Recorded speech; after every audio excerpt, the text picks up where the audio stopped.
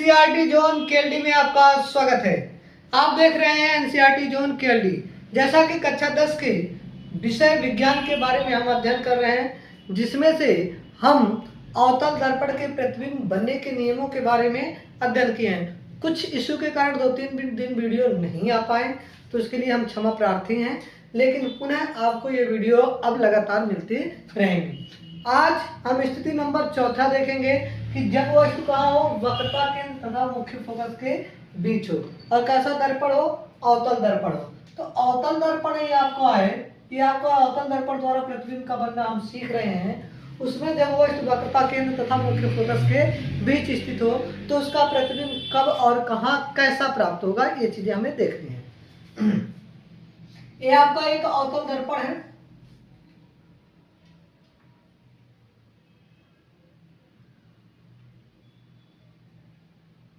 हमने एक अवतल दर्पण ले लिया, एम और एम डैश। इसका ध्रुव P ले लिया, मुख्य फोकस F तथा वक्रता केंद्र C ले लिया। अब यहां पर इसके मध्य बिंदु पर हमने क्या कर दिया, एक वस्तु AB रख दिया। क्या रख दिया? एक वस्तु AB रख दिया। ठीक, हमने क्या लिया, एक अवतल दर्पण लिया एम डैश, जिसका ध्रुव P, मुख्य फोकस F, वक्रता केंद्र C। मुख्य फोकस F तथा वक्रता केंद्र के बीच, वक्रता केंद्र था मुख्य फोकस के बीच एक वस्तु AB रखा। अब वस्तु A के शीर्ष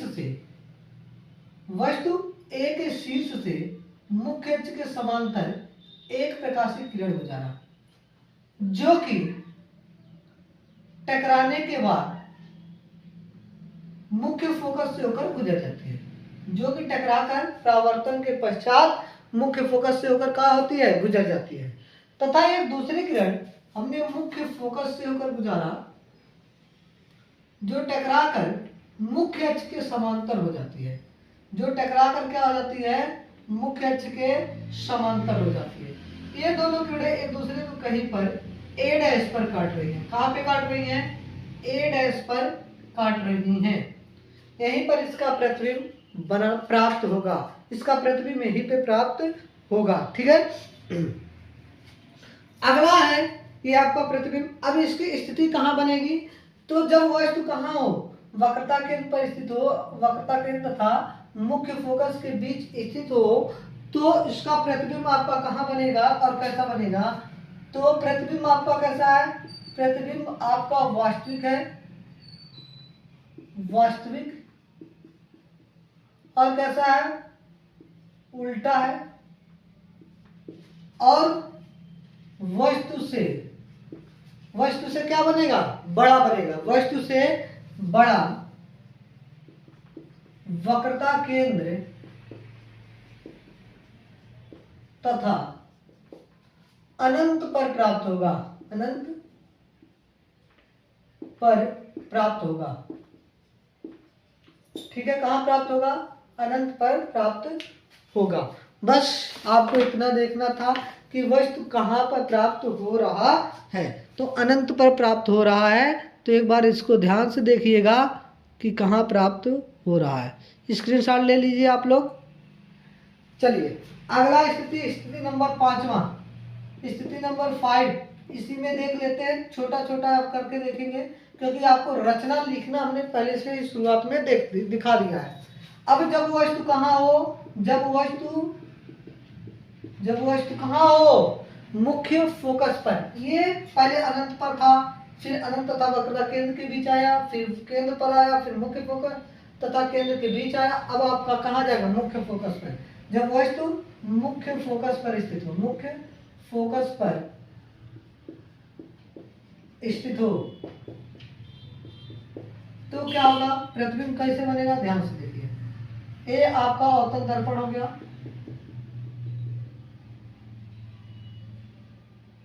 एम डैश और एम। इसका मुख्य ध्रुव क्या हो गया, P, मुख्य फोकस F, वक्रता केंद्र C। अब वस्तु आपको यहां पर रखा गया है AB, अब इसके शीर्ष से किरण डाला गया मुख्य अक्ष के समांतर, जो टकरा कर क्या होगी, मुख्य फोकस से होकर गुजर जाएगी। कहां से गुजरेगी, मुख्य फोकस से। और एक किरण आपको प्रकाशित केंद्र से गुजारा जाता है, या सॉरी वक्रता केंद्र से गुजारा जाता है, जो कि टकराकर उसी माध्यम में क्या हो जाती है, वापस लौट जाती है। उसी माध्यम में क्या हो जाती है, वापस लौट जाती है। ये दोनों किरणें अनंत पर कहीं प्राप्त होगी। कहां पे प्राप्त होगी, अनंत पर प्राप्त होगी। तो इसका आपका क्या होगा, प्रतिबिंब वहां पर बनेगा। कैसा प्रतिबिंब बनेगा, अब ध्यान से देखिए। जब वस्तु मुख्य फोकस पर होगा तो प्रतिबिंब क्या होगा आपका, प्रतिबिंब आपका होगा वास्तविक होगा, उल्टा होगा और अनंत पर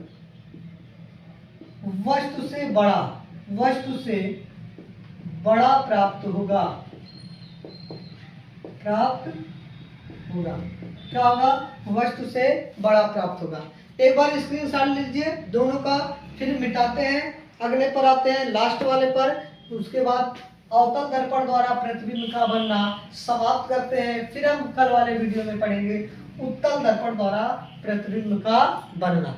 ठीक है, स्थिति नंबर अगर 6 देखा जाए, स्थिति नंबर 6 आपका क्या होगा, जब वस्तु कहाँ हो, ध्रुव तथा मुख्य फोकस के बीच, मुख्य फोकस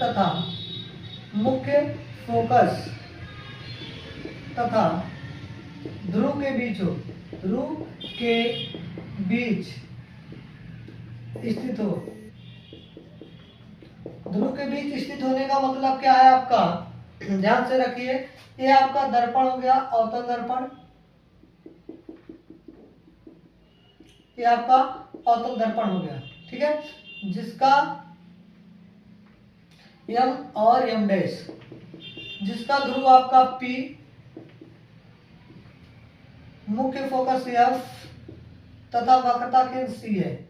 हमने क्या किया, यहां पर एक वस्तु रख दिया AB, क्या रख दिया, AB रख दिया।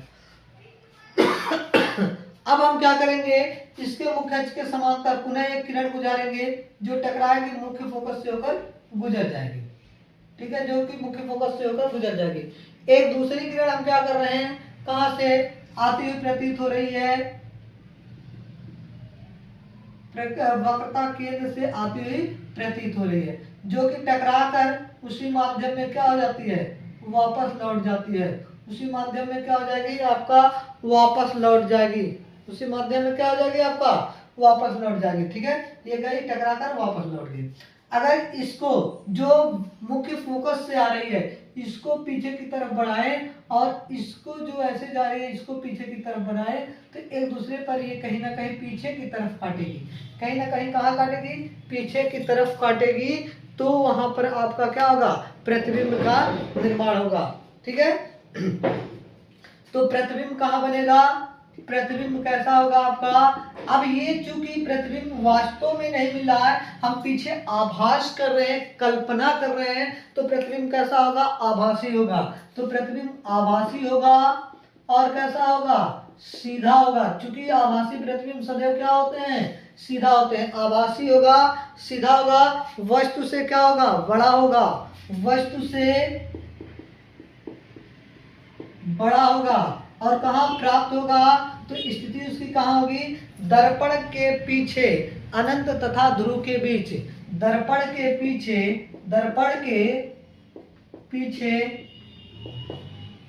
अनंत तथा ध्रुव के बीच, ठीक। तो कैसी लगी आपको वीडियो, एक बार कमेंट करें। अगर वीडियो अच्छी लगी हो तो लाइक करें, चैनल को सब्सक्राइब करें और अपने दोस्तों के पास शेयर करना ना भूलें। धन्यवाद।